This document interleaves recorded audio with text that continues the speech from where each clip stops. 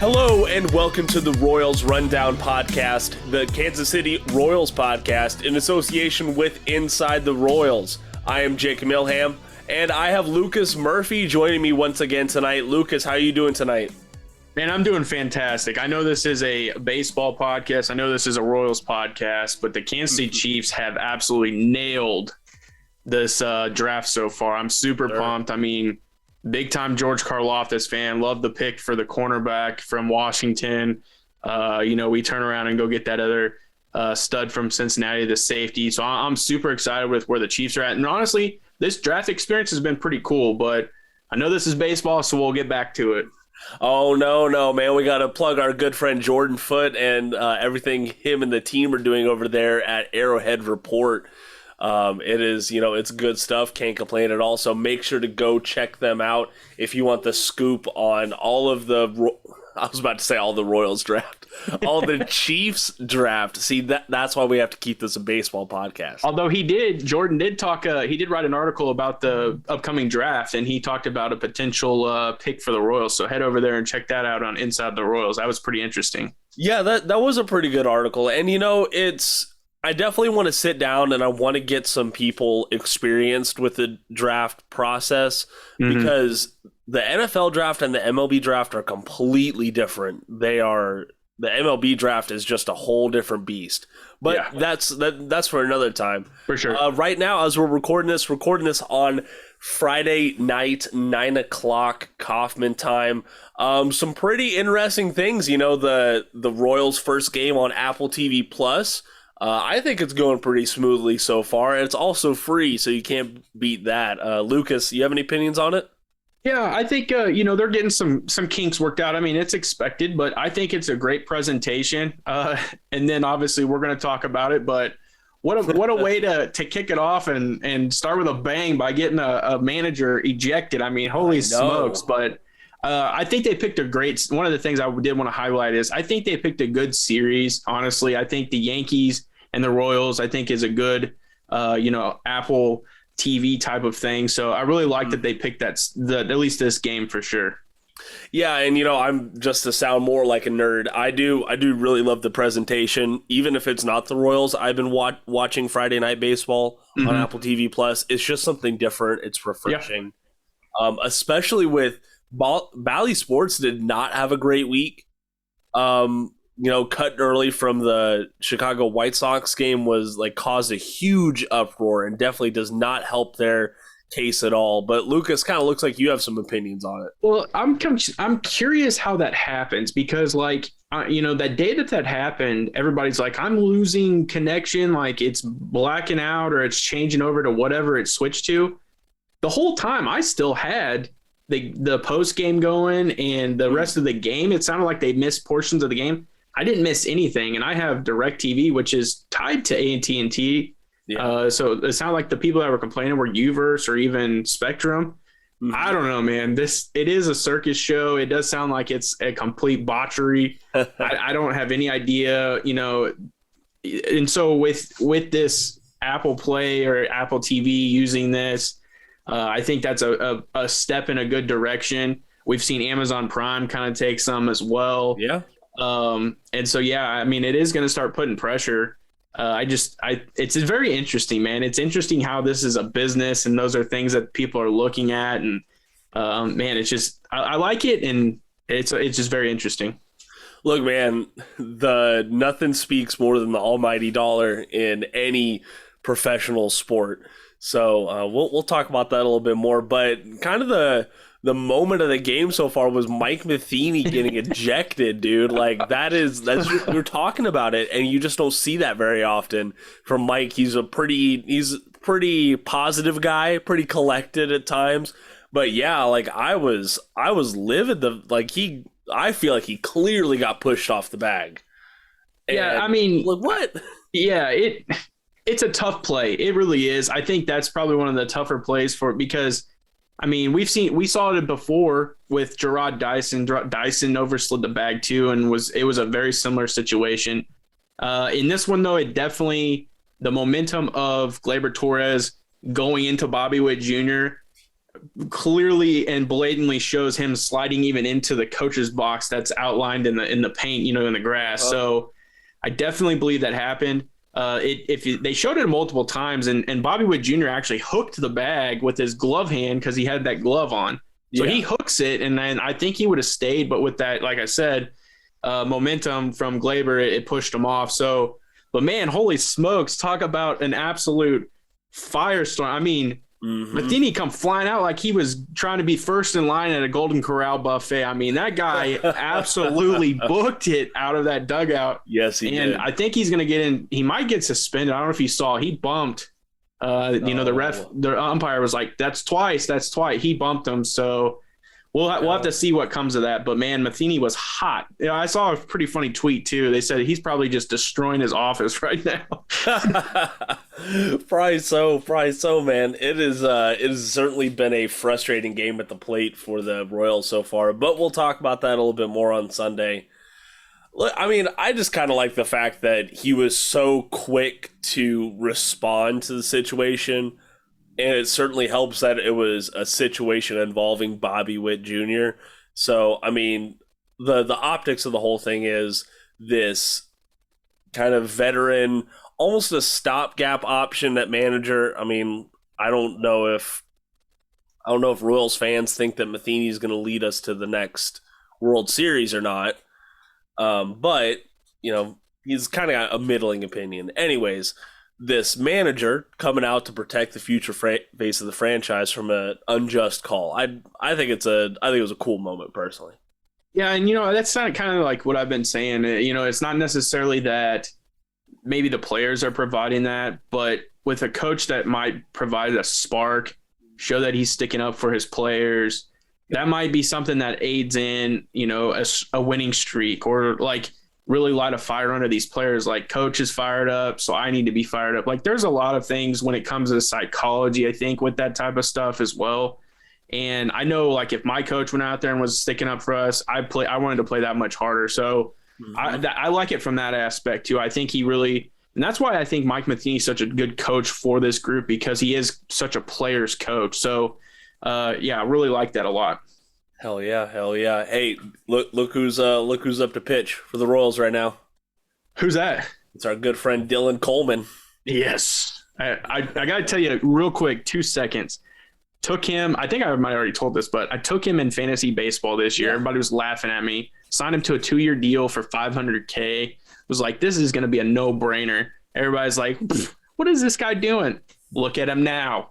Exactly. Look at him now.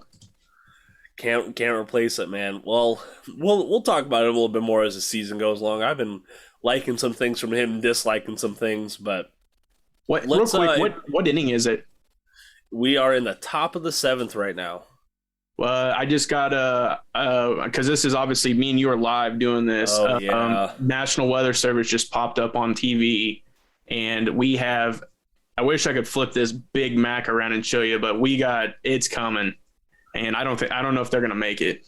Well, he is. I'm just watching the game day cast on MLB.com. I think it's a great tool. I absolutely love it. Yeah. But from the speed of this, like, he is dealing pitches. He's not not waiting around too much. Yeah. It's about I'd say it's probably about 30 minutes away, so well, we'll see how far it gets. I mean, 3-2, it's a pretty close game. Yeah. It's a little disappointing that I'll have to end on that possibly. But anyways, let's before the rain comes and before you get cut off, Lucas, let's talk about the Royals getting their 4th straight series win over the Chicago White Sox. They sealed that up on Thursday with a 5-2 absolute barn burner of an extra innings game. It was absolutely electric. And guess what? That win moved them to 2nd in the AL Central. Only a couple games behind from the lead. I mean, there's a lot to take away from it. The batters were patient. Infield defense was solid. Kyle Isbell, his first opportunity to come up and produce, he did. That absolute clutch 2 RBI hit in extra innings. I mean, look, I know it wasn't a crazy important series, but going in on the road, beating the kind of betting favorite to win the division soundly, it felt really good. What do you think?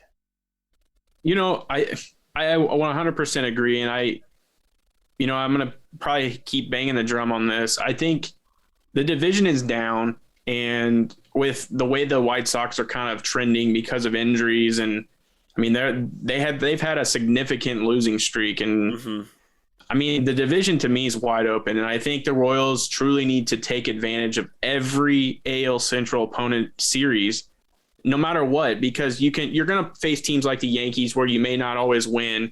And there's going to be other series that happen, obviously, like we saw with the Seattle Mariners. But you have to win in the AL Central. Yep. And that was a huge, huge victory, I think, from a series standpoint, especially when they were predicted to be the AL Central winners. And I think sometimes that's the momentum too that can build a winning feeling and a winning culture there in that locker room. So, man, I really like it a lot. I think if we can start to get a few more bats rolling, the pitching I think is starting to come around. There's a little bit more obviously there, but we're starting to see some things, and I think that's good that we're seeing it now. And let's just get going. I'd like to see Salvi do a little bit more.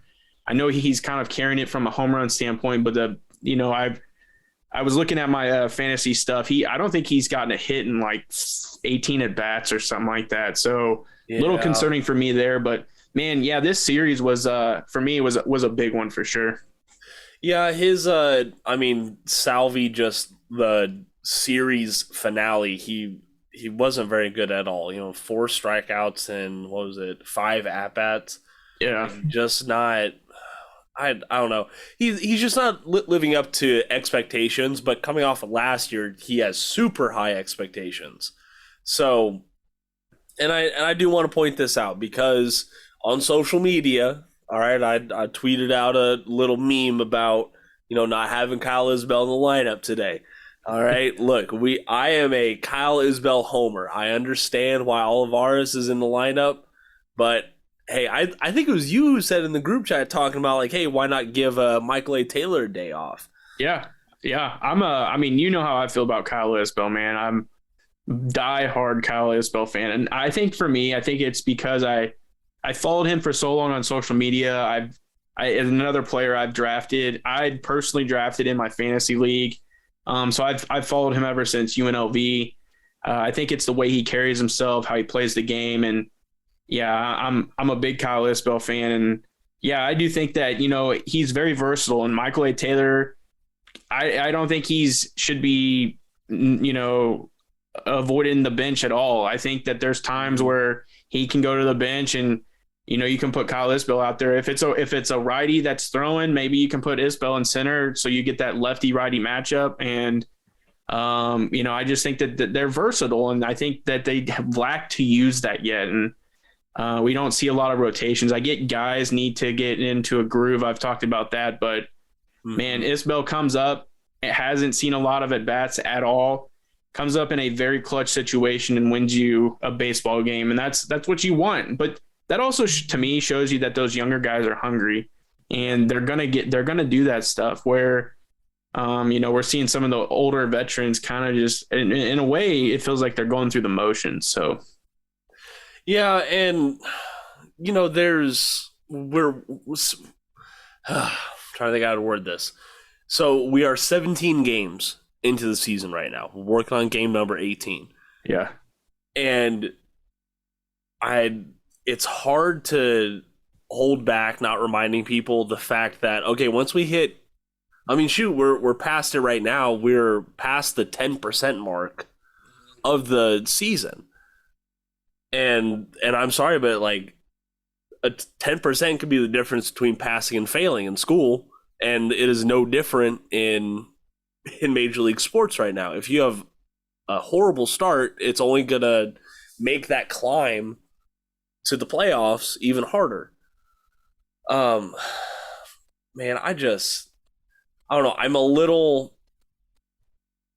I'm still on the like, hey, like sit Santana when you can train. But I do have to recognize he kind of has had a good past few games. Yeah. But on the flip side, I do have to throw your guy Hunter Dozier under the bus because he has been having a rough past few games. Yeah. Let me give me one moment to pull up. So looking at, let's see here, look at the past 4 games for Carlos Santana, right? Mm-hmm. At 19 plate appearances, 2 hits. Batting average is only 154, but his on base percentage is 421. And we all know how much I love Moneyball. Yeah. And what's the part of all the Moneyball players? They get on base. Yep. So I am all about it. Well, I know that there's been a stat about him too, where it's like he's had hard contact. It's just kind of gone to the unlucky side. And obviously there's statistics out there that show that. And so, now maybe with the weather starting to change, maybe that'll start to change for him. And that's a good thing for the Royals. I mean, there's no clear sign that they're looking to move on as of right now because he's playing first base tonight. So, yep. Yeah, if he starts producing, that's better for the Royals because that creates an opportunity down the road for, maybe June he's on his way out or he finishes out. So, yeah. Let's see. I'm on. Well, I have to do Hunter Dozier here, unfortunately. On the flip side, still past 4 games, 19 plate appearances. He has 3 hits and a double and a home run. So that's pretty good. Batting average is 177. On base percentage is 263. With an OPS of 675. So I'd hate to say it, not as bad as I thought. Yeah. That's not a great overall stat line, but I thought he was doing a lot worse than that, to be honest. Yeah. And so, Lucas, I know we rely on Royals fans to listen to the podcast, but I want to give us both an opportunity to speak our minds on the social media sphere of Kansas City Royals fans. Like, what is one take or one opinion that you continue to see pushed that you couldn't disagree with more? Does that make sense? Yeah. So I would say collectively as a whole, the lack of patience. I think because, and this has always been my perception since the Chiefs have brought Andy Reid to Kansas City, is that there's salary cap in the NFL. You're limited to spend so much money. And we've seen major success on the Kansas City Chiefs side. It's not that simple when it comes to the Kansas City Royals. Obviously, we have a new owner, but to win baseball, you really have to either develop through your minor league system the way the Royals do it, or you have to spend a lot of money like the Dodgers. Well, we're not necessarily spending loads and loads of money. We're not, bringing in the Brinks trucks for players. So you have to build through the draft. And at times, not every player pans out. And I think patience is something that Kansas City Royals fans lack at times. And you see that through social media. And that's a take that I see quite a bit, is just like, man, this player is not doing this. Or I've even seen some crazy takes on Bobby Witt Jr. It's like, man, it's his first season in the major leagues, the highest level of baseball, players that are international and the best of the best. And so that's kind of my thing, is I've seen those kind of crazy impatient takes. Okay. All right. Understood. What about you? Mine is the lack of a middle ground between the patients, and this is something that we saw during the 5-game skid for the Royals, is the fact that there's a difference between advocating for change because things aren't working, and there's a difference between giving up on the team altogether. Does that make sense? Yeah. Like I mean, we talked about it, shuffling up the lineup a little bit, and we talked about that during the skid, and that's not saying, hey, we think the Royals suck and we think they have no potential, but we care as fans and as people who analyze this game, and we say, hey, look, this might work better, and we want to see this team be better. And you got a lot of keyboard warriors out there on both sides of any opinion. and it's just people jumping down each other's throats on like, well, you're not a real fan. You're giving up on Bobby Witt Jr. or like, well, yeah, this team's done, and they're just going back and forth on it. So I don't know. I got a little too deep into the replies section on one of the Royals tweets, and it just got my head rolling.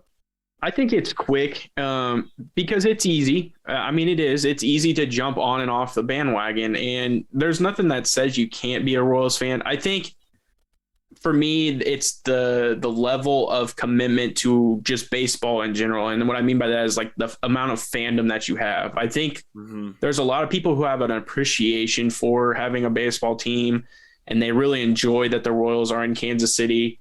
But they're not diehard true fans. Like, they may not know every player on the roster. They know Salvador Perez does a splash after the Salvi splash and all that stuff, but they're not like fully dedicated. So when the Royals do struggle, they're quick to jump to conclusions and say, how they feel about certain things. Where on the other hand, people who are very in depth into baseball and understand, the magnitude and the challenge that the game provides, because it's very hard to hit a 98-mile-an-hour fastball or a slider that is 88 miles an hour, whatever it may be. There's a lot of patience to that, and understanding like, hey, players just don't develop overnight, and think there's a lot, man. And obviously this could be another episode, but I think that's where you really are dividing up true fans of the game, and then you're just dividing up like fans, kind of, I guess, casual fans. There you go. That's a good way to put it. But I think that's a perfect segue into, unfortunately, the biggest news story out of the Royals for this week was Alberto Mondesi going down with his torn ACL. He suffered that against the White Sox on Tuesday. You could just tell as he was walking off the field. He wasn't limping or anything like that, but his demeanor, he knew something was going on. As soon as he hit the dugout, just frustrations boiled over, and he was just ready to get out of that situation altogether. But he is currently on the 10-day IL. They will have to amend that at some point. I believe that's retroactive to the 26th on the IL, so they'll have to figure out something by this time next week. Interesting to see what'd you say? He'll go to the 60. Well, yeah, for sure. I'm just interested to see who else they move around. Yeah, because I mean, I was kind of thinking that too, because the initial IR stint was already done because they brought up Isbell back, which in return is for him, and then they sent Singer down, which allowed for it was a Bolaños? No, it was Rivera.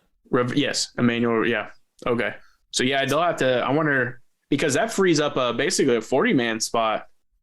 Yes, that it does. So that's what I'm saying. There's kind of some big implications behind this. Yeah. There's a few folks that are performing very well off of the 40-man roster right now. So depending on where the Royals are at, or where they think they will be at, they could make a big surprise move for all of us that we'll talk about here a little bit more later on. Okay. Yeah. I didn't even really think of that. Yeah, it's we're also kind of, I don't want to say dealing with the shock, but we're still like dealing with the initial news of the injury.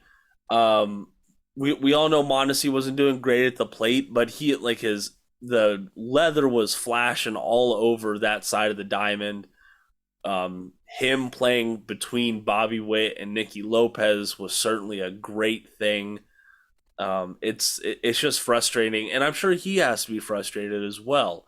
Our good friend Jared Perkins, he spoke a little bit more on the mental side of things, but I couldn't imagine like outside of work, like this is what I do. Like this is, it's the content creating, it's the writing, things like that. I couldn't imagine things out of my control continually affecting my ability to do something like this. Yeah. My take is real quick. I think obviously you don't want anybody to get injured. That's the least of it. But I would be curious because obviously injuries can happen no matter what, overworked, overstimulated. But I'd be curious to know how much he truly works out, because to me, his body type never really changes. Like you see guys who in the offseason, a perfect example, if you haven't had a chance, look at Anthony Rizzo. The guy looks like he did P90X his entire offseason. Like the guy is shredded, lost a ton of weight. I don't see a lot of transformation or really, and again, I don't know his workout regimen, but I don't know to the preparation of Mondesi for a season, because a lot of the time, the little dinky injuries can be prevented by really taking care of your body in the off season. Is he more of just a guy that, hey, it's the off season, I'm going to go do what I want to do, party, hang out, do all the cool stuff, and then use a spring training only as a preparation time? Or I'd just be curious. I really am. And I'm not accusing him of anything, but right. From someone who's played baseball and has gone through a regiment of getting prepped for a season, it's not easy, and transformations happen. Like you see someone who really dedicates their time to the craft and you kind of see the development. And, there's been injuries that I've been able to overcome as a player just because of preparing for myself.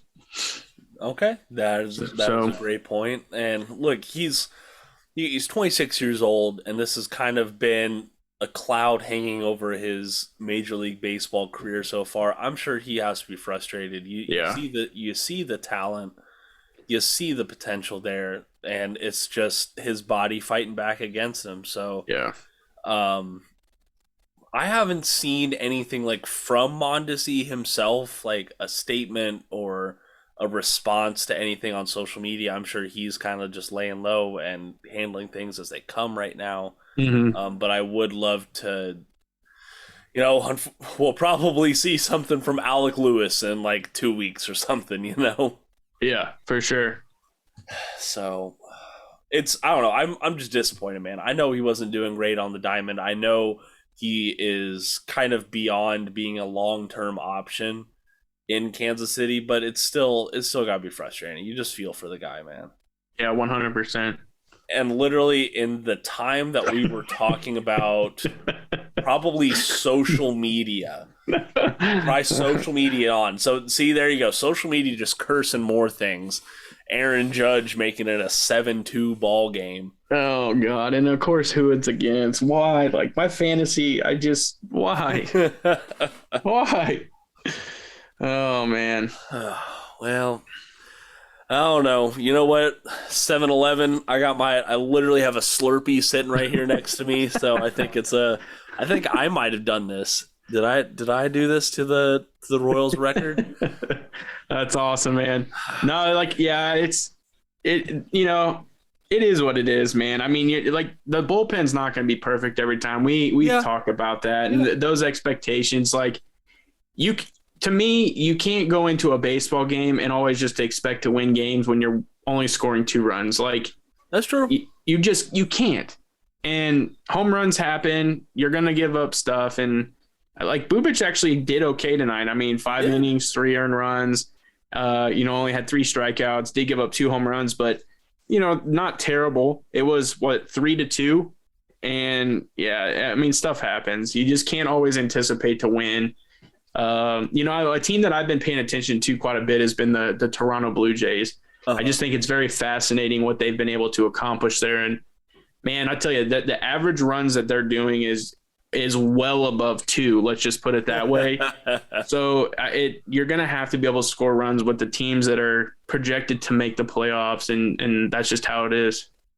Yep. And you know what? If you want to be among the best, you got to play like the best. Correct. And I really want to see the distance on that Judge home run, because you got to remember, this is in Kauffman. This ain't in dinky little Yankee Stadium. He's a hitting a homer. Yeah, for sure. Well, and then with this severe storm rolling in, it's on top of Lawrence right now, so about 15 minutes away for them. 15, 20 minutes away. It's blowing. I mean, wind's coming in pretty quick, so I'm sure that aided a little bit. Well, yeah, actually, that is a great point. You know what? Win or lose, though, we're Royals fans. We'll sometimes be a little bit more optimistic or pessimistic. But Lucas, I think that's about all we got for right now. We're gonna record again on Sunday for everyone listening. And I think we're gonna start coming out with a little bit more short content throughout the week, more minor league updates, and possibly some one-on-one interviews for everyone listening. Lucas, do you have anything you want to say? I don't, man. I think we covered it pretty well. Yeah, I think we did it all. All right, sounds like a plan to me. Well, Lucas, as always, gotta ask the question: where can folks find you on social media? Yeah, head over to the Beat of KC guys on Twitter. Literally, it's like the train station for all the information for me. Everywhere I write, with the draft going on, I covered who the Chiefs selected so far, and then everything Royals. So head over to the Beat of KC on Twitter. Yeah, man, that was good stuff for Sports Report that you were putting out. So thank you. Kudos on that. Again, this is Jake Milham. You can find me on Twitter at jmiltheham. Just like Lucas, I put out a lot of stuff. Everything Kansas City sports. Getting a little bit more into the Kansas State stuff as football season is rolling around. So we'll see how long that lasts. But we have some pretty big guests coming up in the near future. So please stay tuned to that. Very, very excited for what's to come for the podcast. But for right now, thank you for listening. And until next time, go Royals!